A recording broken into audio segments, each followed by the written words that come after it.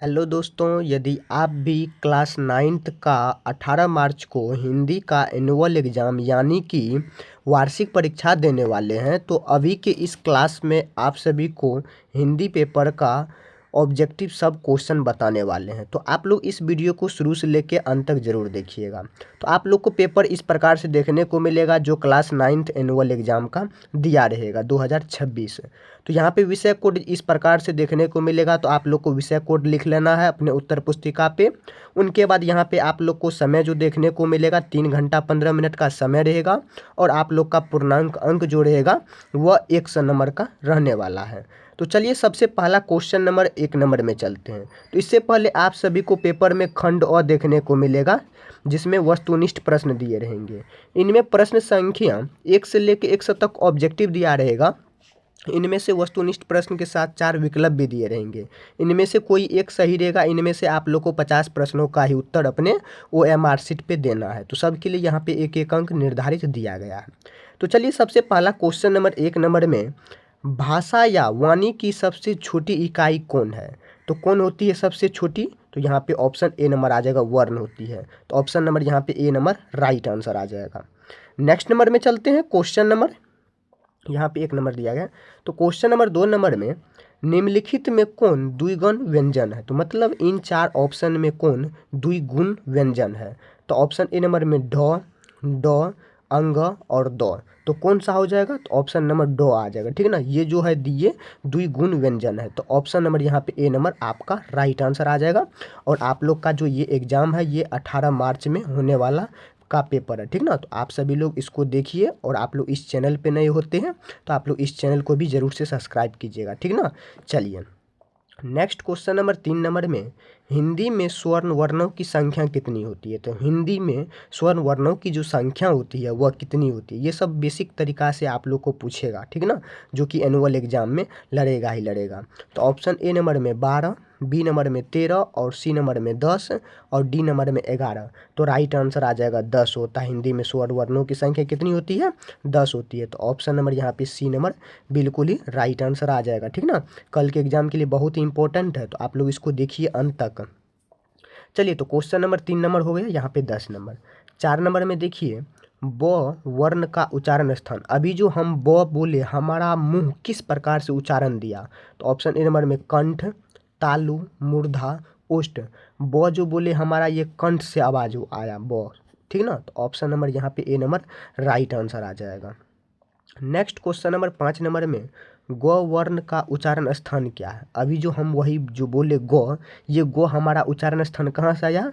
ये भी हमारा कंठ से ही उच्चारण बन के ग आया। ठीक ना, ग जो बोलते हैं हमारा ये कंठ से उच्चारण बना। तो ऑप्शन नंबर ए इसका भी राइट आंसर आ जाएगा। ठीक ना, तो इसी प्रकार से आप लोग को टिक मार के और अपने OMR शीट पे रंगना है आपको, और कुछ नहीं करना है। ठीक ना, चलिए ये तो हो गया 5 नंबर, कंठ आ जाएगा। 6 नंबर में देखिए, निम्नलिखित में कौन वर्ण संयुक्त व्यंजन है? तो मतलब इन 4 ऑप्शन में कौन वर्ण है जो संयुक्त व्यंजन वर्ण है?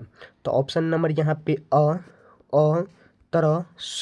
तो यहाँ पे 6 का राइट आंसर सी नंबर आ जाएगा। तर, तर जो है ये आपका संयुक्त व्यंजन वर्ण है। अक्ष, तर, ज्ञ जो होता है ये आपका संयुक्त व्यंजन वर्ण है। तो इस प्रकार से रहेगा। तो आप लोग को टिक मारना है। ठीक ना, चलिए नेक्स्ट क्वेश्चन नंबर 7 नंबर में, निम्नलिखित में कौन अनुनासिक वर्ण है? तो मतलब इन 4 ऑप्शन में कौन अनुनासिक वर्ण है? तो ऑप्शन ए नंबर में म, भ, य और झ। तो यहाँ पे अनुनासिक वर्ण जो होता है ये म होता है। तो option number A right answer आ जाएगा। ठीक ना, ये एग्जाम के लिए आप सभी का 9th का हिंदी का ये एनुअल वार्षिक परीक्षा देने वाले हैं, उनके लिए बहुत ही इम्पोर्टेंट है।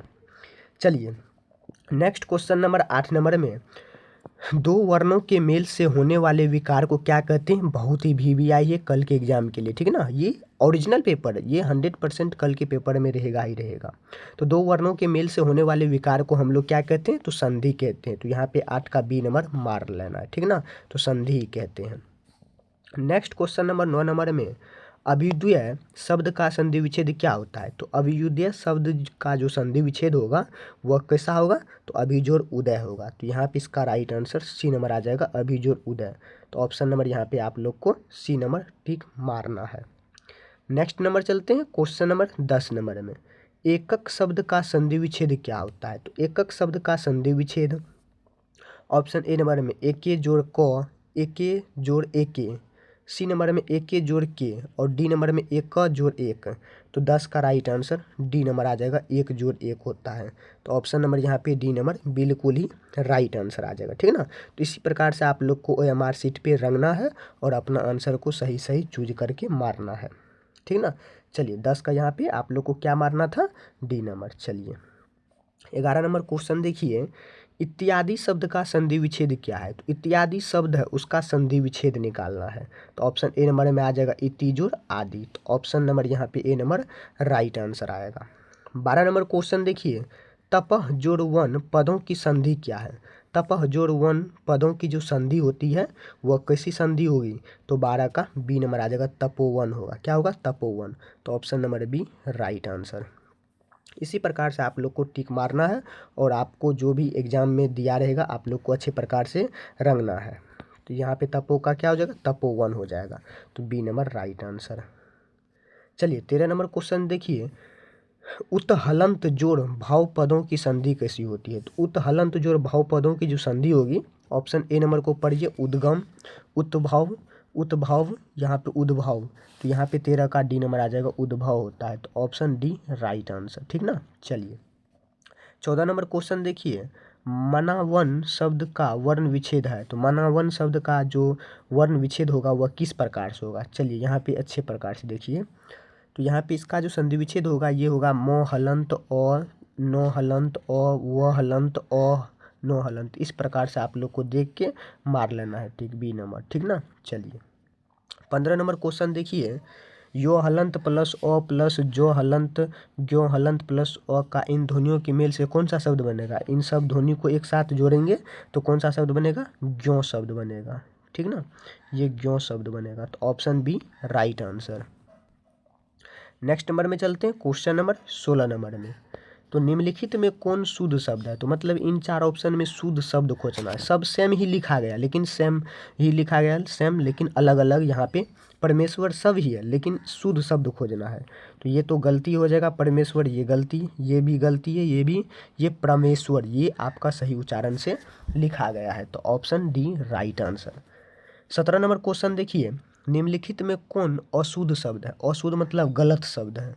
अध्ययन, अवंती, अर्थार्थ, अनुकूल। तो यहाँ पे अध्ययन ये आपका गलत लिखा गया। अध्ययन जो होता है यहाँ पे अध्ययन में दो ठो य होगा, ठीक ना। इस प्रकार से कुछ गलती रहेगा, त्रुटि आप लोग को ध्यान में रख के उसको सही करके तब आगे बढ़ना है। 18 नंबर क्वेश्चन देखिए, विराम शब्द का शाब्दिक अर्थ क्या होता है?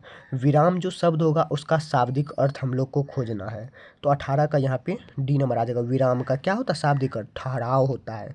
हम लोग कहीं पे जाते हैं, हैरान हो जाते हैं तो क्या हो जाता है? ठहराव करने लगते हैं, कुछ देर आराम करने लगते हैं, उसी को हम लोग क्या कहते हैं? ठहराव कहते हैं। चलिए नेक्स्ट यहाँ पे 18 हो गया। 19 नंबर में देखिए, निम्नलिखित में कौन प्रश्नवाचक चिन्ह कौन है? तो इसमें से प्रश्नवाचक चिन्ह खोजना है कौन सा, ये आपका प्रश्नवाचक चिन्ह होता है, ठीक ना। इस प्रकार से सी नंबर इसका राइट आंसर आएगा। नेक्स्ट 20 नंबर में, यथाशक्ति शब्द में कौन सा समास है? यथा जो शक्ति है उसमें आप लोग को समास खोजना है। तो समास 6 प्रकार के होते हैं, ये याद रखिएगा। अगर पूछ दे बाई चांस समास के कितने विध होते हैं या समास के कितने प्रकार होते हैं, तो समास के 6 प्रकार होते हैं। तो यथाशक्ति में ऑप्शन को पढ़िए, यहाँ पे तत्पुरुष, कर्मधारय है, द्वंद्व, अवयवी भाव। तो 20 का राइट आंसर आ जाएगा अवयवी भाव। अवयवी भाव में ये आपका यथाशक्ति समास होता है। तो ऑप्शन डी राइट आंसर बिल्कुल ही, ठीक है ना। चलते हैं नेक्स्ट नंबर क्वेश्चन। चलिए तो 20 नंबर क्वेश्चन यथाशक्ति में अवयवी भाव, ये तो हो गया D number right answer. 21 number question देखिए, 21 नंबर में चंद्रमुख शब्द में कौन सा समास है? जब भी चंद्रमुख हुआ ना तो 21 का राइट आंसर यहाँ पे कर्मधारय। चंद्रमुख, यहाँ पे चंद्रमुख का जो समास होगा वह कर्मधारय समास होगा। तो option C right answer. 22 number question देखिए, सोमवार किस संज्ञा का उदाहरण है? तो सोमवार जो संज्ञा है वह किस संज्ञा का उदाहरण कहलाएगा? तो 22 का ए नंबर आ जाएगा, जातिवाचक संज्ञा कहलाएगा। तो option number A right answer. तो अभी की इस क्लास में आप सभी को यही सब इम्पोर्टेंट ऑब्जेक्टिव बताया गया, जो कि ये बहुत ही इम्पोर्टेंट है एनुअल एग्ज़ाम, जो कि कल आपका 18 मार्च में होने वाला ये पेपर का एग्ज़ाम है। तो आप लोग इसको देखिए अंत तक और अपने दोस्तों तक शेयर कीजिएगा ज़रूर, ठीक ना। तो चलिए मिलते हैं नेक्स्ट वीडियो में।